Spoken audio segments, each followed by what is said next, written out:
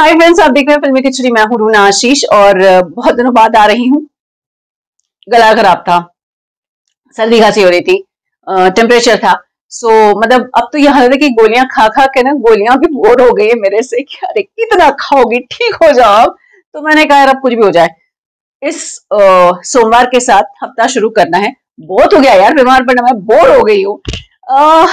इसलिए हो सकता है मेरे गले में आपको वो आवाज, वो खराश सुनाई दे, वो भारीपन सुनाई दे। माफ करना यार, I am trying my level best to give you more information, क्योंकि स्टोरीज अच्छी निकल कर आ रही है मेरे पास एक के बाद एक। चलिए कोशिश करते हैं। मंडे का दिन है तो रिव्यू का दिन होता है। मैं बात करने वाली हूँ गजल स्पेशल की। ओके, उसके लिए तलत अजीज साहब को बुलाया गया था। आज के समय में तलत अजीज साहब की मैं बात करूं तो बहुत बहुत मखमली आवाज है यार उनकी। मतलब एक एक गजल, एक एक वर्ड, एक एक जब वो हरकतें और वो एक एक पूरी लाइन जब गाते हैं ना तो यार मजा आ जाता है यार। Is just very very handsome गजल गायक, I should say that. And फिर उसके बाद जो बुलाया गया था दैट वाज हमारे सामने भजन सम्राट को बुलाया गया था। एंड सच कहूं तो अनूप जलोटा जी जैसा भजन गाने वाले यार बड़े कम मिलते हैं। एक तो हंसते मुस्कुराते गाते हैं तो और मजा आता है। तो ये दोनों को मेन चीफ गेस्ट बुलाया गया था। शुरुआत हुई थी आर्यन और सलमान से। चांदी जैसा रंग है। हालांकि मैं तो ये सोच रही थी कि जब आप गजल की बात हमारे देश में करते हैं तो सबसे पहला बड़ा नाम जो आज की जनरेशन के सामने रखते हैं, रखा जाता है, दैट इज जगजीत साहब। पर चलिए, ऐसा तो मुझे लगता है, हो सकता है आपको लगता है कि पंकज उधास साहब को लाना चाहिए, तो ठीक है, आपने गजल स्पेशल किया, मोर हैप्पी विद दैट। सो पहला जो गाना आया दैट वाज गजल आई, दैट वाज चांदी जैसा रंग है। सलमान की आवाज सुन के I give a call to one of my friends, जो इनफैक्ट 2-3 ऑफ माय फ्रेंड्स जो खुद क्लासिकली ट्रेन्ड है। मैंने कहा यार कोई गजल गायक इतने हाई पिच पे गाते हैं क्या? So that time she said कि गा सकते हैं। हर सिंगर का अपना पिच होता है, वो अपने पिच के हिसाब से गाता है।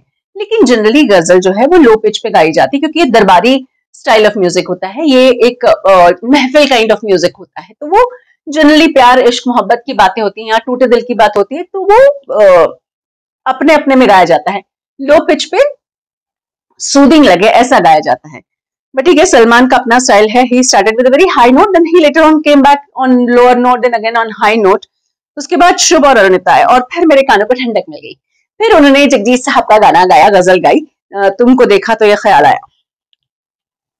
अरुणिता का तो मैं हर बार बोलती रही हूँ कि अरुणिता जब भी गाती है गजल स्पेशली, उसी में ढल जाती है। ऐसा लगता है कि हाँ वो महफिल में कहीं बैठी होगी और सामने गुनगुना रही है, और बहुत सुंदर पवित्र तरीके से उस गाने को, एक एक अल्फाज को स्ट्रेस देते हुए, महत्व बताते हुए गा रही है। अब शुभ भाई साहब भी शामिल हो गए। वाह करने की इच्छा हो गई। मतलब महफिल होती तो वाह वाह वाह वाह तो मैं ही 10 बार कर देती। फिर बात करती हूँ अथर्व की। अथर्व के साथ क्या होता है ना, वो आएगा तो अच्छा ही गाएगा, वो आएगा तो कुछ ऐसा गाएगा जो आपने इमेजिन तो किया है लेकिन फिर भी आप इमेजिन नहीं कर पाते हैं। तो he is an expected singer. आप एक्सपेक्ट करते हैं कि वो बहुत सुंदर गाएगा। आपको मालूम है कि वो बहुत सटीक सुर लगाएगा और फिर गाएगा। आपको ये भी मालूम है कि जब वो आएगा तो आप गुम हो जाएंगे। आपको खुद का पता नहीं होगा। तो ऐसे में अनएक्सपेक्टेड क्या था? अनएक्सपेक्टेड ये था कि अथर ने बहुत बहुत सुंदर गजल गाई है। ओके, मतलब फिर छिड़ी रात बात फूलों की, it is very very tough, इसलिए क्योंकि खयाम साहब की बनी हुई है।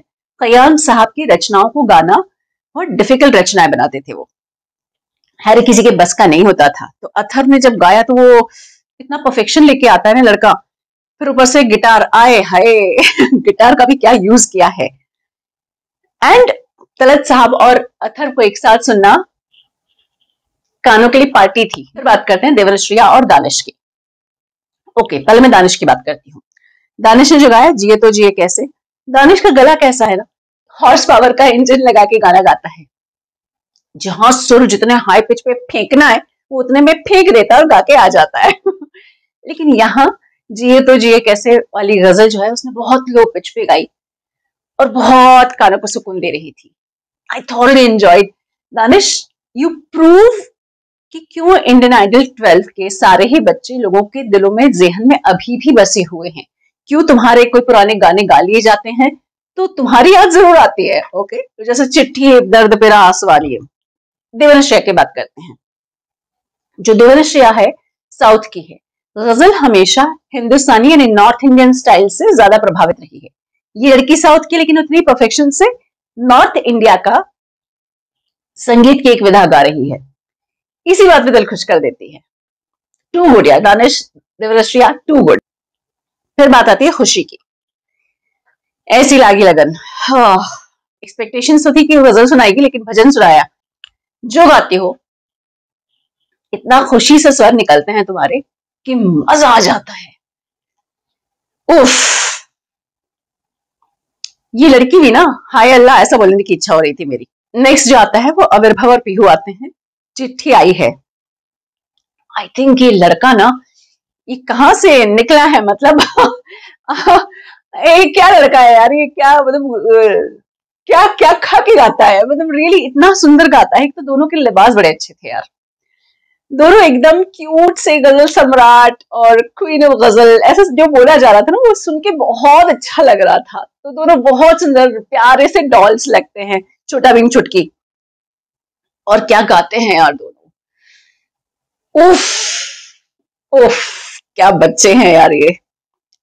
हाई नोट्स आविर्भव जब लगाता है, इस वाले में चिट्ठी आई है, उसके हाई नोट्स मुझे अच्छे लगे, पता नहीं क्यों सूदिंग लग रहे थे मुझको।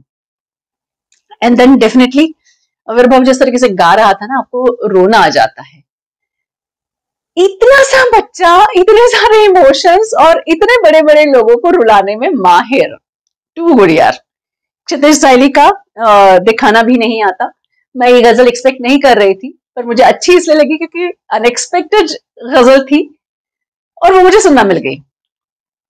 और लेजर पवन का मोहे आई न जग से इलाज, I would thoroughly say it was outstanding, it was too good. Pawan को सुनना यार, कानों में रस घुल जाता है।